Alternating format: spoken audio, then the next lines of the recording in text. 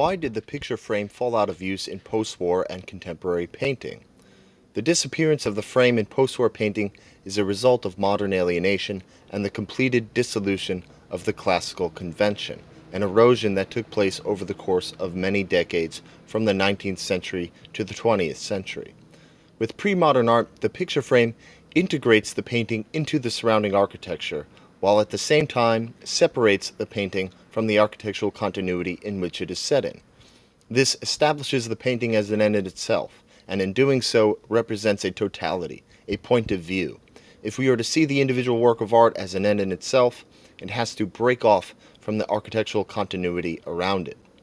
The frame situates this totality, this end in itself, this point of view, into the surroundings as a member, a unit of the convention that it is part of. The painting belongs in its surroundings because it fits into and reinforces the aesthetics of the architecture in which it is placed.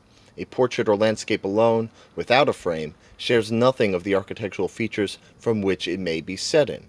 The pre-modern painting represents a visual experience and therefore has no motif or repeated pattern of symmetry that we find in classical architecture. The frame provides this integration with the surrounding architecture.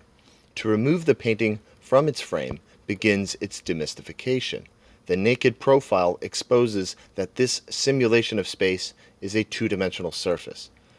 The contemporary painting is not only something to be felt, it is also something to be figured out, as an object to be known.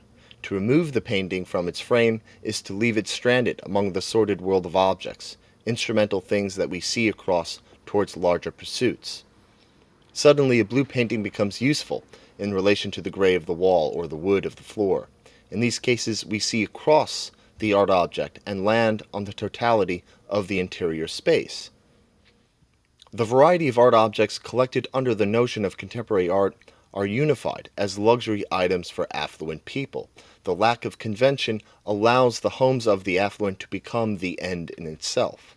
The home becomes about itself rather than the home owner. The interior is decorated as the end in itself. The interior space is the totality, it is the work of art, and the art objects become the parts of the ensemble, alone offering ambiguity, while together in the interior space becoming a totality, as they unite with other decorative items. Artists today succeed in the market of luxury items by withholding their individuality, and instead offering a fraction of themselves.